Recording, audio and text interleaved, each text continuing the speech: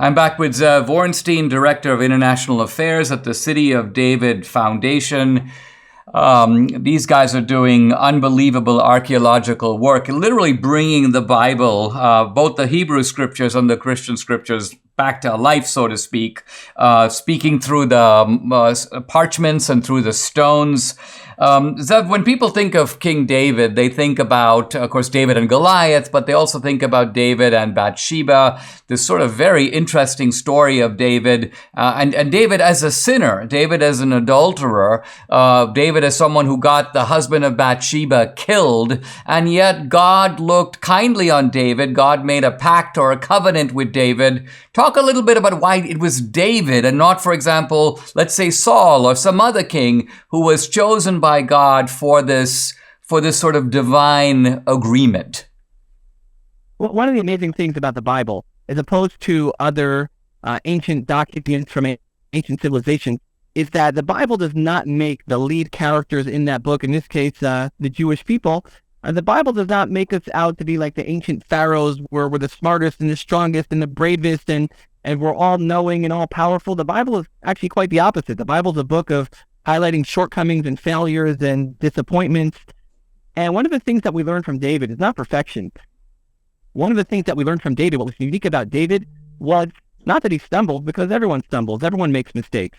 But in the instance that you mentioned of the story of David and Bathsheba, when he is confronted by Nathan the prophet, David does not make excuses. He doesn't equivocate. He doesn't say, "Who are you to talk to me like that? I'm the king."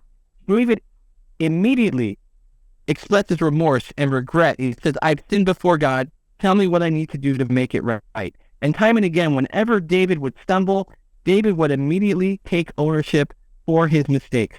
And my understanding is, what was God saying when he said that David is a man after my own heart? It meant that David stumbles like we all do. But what made David unique was his taking accountability, his taking ownership. And when God was choosing a leader for his people, I believe what God was saying, is can be seen in the Bible, was saying that I want someone who will lead through accountability, through ownership, through trying to make things right, and not through making excuses. And it's a value that I think is as relevant today as it was 3,000 years ago. So I think the point you made was that, Saul, his infractions before God were more minor, but nevertheless, when confronted, he tried to find reasons for why he did it, to minimize the offense. David didn't do that. Let's pivot for a moment and talk about the pilgrimage road. Excavations are still going on. This is the ancient pool of Siloam, and then the pilgrimage road ascending or leading up to the temple. Debbie remembers in particular how, when showing us this, you kind of smeared your hand with some ash and rubbed it on our palms. Talk a little bit about the ash, where it comes from, and then talk about the significance of both the pool and the pilgrimage road. So we're talking about an excavation that goes back 2,000 years to the time of Jesus, let's say. And throughout the excavation of the pilgrimage road, it is saturated with ash, dating back to the year 70, to the time of the Roman destruction of Jerusalem.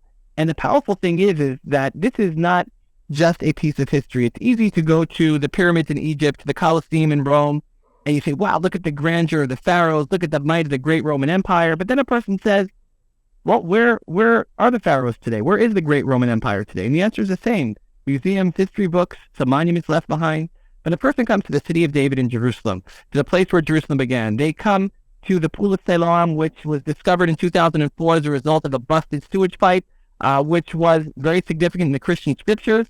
Also, the site of the largest ritual bath that would have accommodated, on the pilgrimage festivals of Passover, Pentecost, and Tabernacles, nearly 3 million people annually who are ascending up to the temple, atop the Temple Mount. And the archaeologists understood, well, if we know where the Pool of Siloam is, the size of 2 Olympic-sized swimming pools at the southern end of the city of David, how did all those millions of pilgrims get all the way up to the temple, atop the Temple Mount?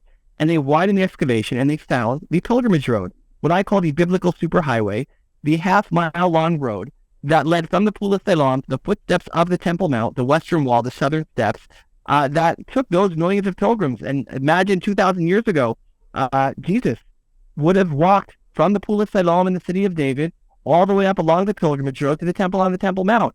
And so we're talking about a place that's not just a piece of history, but it's the continuation of a story.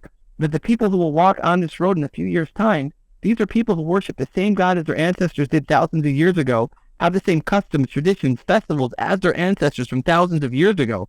This is not just a piece of history. It is the continuation of a story of Jerusalem's biblical heritage that is as relevant today to millions upon millions of people, billions of people, truly, as it was thousands of years ago. And where else in the world do you have anything like that? I mean, Zev, it's kind of a stupefying thought because there are, as you know, some disputed sites in Jerusalem. Where's the so-called Via Dolorosa? Where is the location of Calvary? And scholars disagree, and some people think it's over here, and some people think it's over there. But I think you made the point that, Jesus was a Jew. If Jesus came to Jerusalem, as we know he did, in fact, he came when he was 12. He was lost by his parents and then found in the temple. He also apparently healed a blind man at the pool of Siloam. And if Jesus was going with the other pilgrims to the temple, then it is not a matter of conjecture or a maybe, but it is a virtual certainty that Jesus walked this exact same pilgrimage road. And you still have right now the very same road, the very same stones, the very same pillars. And all of this, which is still now being worked on, is going to be available to the public pretty shortly. When? That's right. The hope is in the next couple of years to open this up to millions upon millions of people a year to literally walk in the footsteps of the Bible. We spoke earlier of the Judeo-Christian heritage that unites both of our great nations, to literally walk in the footsteps where that heritage was born, where that heritage continues to resonate from and to still be relevant and both timeless and timely to billions of people around the world, not simply as a matter of faith, but as a matter of fact. And despite the efforts of those of the United Nations or Palestinian leadership to deny the heritage of Jerusalem, the heritage of Jerusalem is alive and well. And when those people try to deny that heritage, it's not just an attack on the Jewish people of Israel, it's an attack on the United States of America, because it's your heritage too. And so we are trying to bring your heritage, our shared heritage from Jerusalem, back to life, to make it accessible to billions of people, to literally be able to walk in the footsteps of the Bible. Ze'ev, you're doing amazing work. Debbie and I are looking forward to meeting you shortly. We're going to do whatever we can to support your work. And folks, you need to check this out. The City of David Foundation will put the website up so you can investigate for yourself. Ze'ev Orenstein, thank you very much for coming on the podcast. Thank you.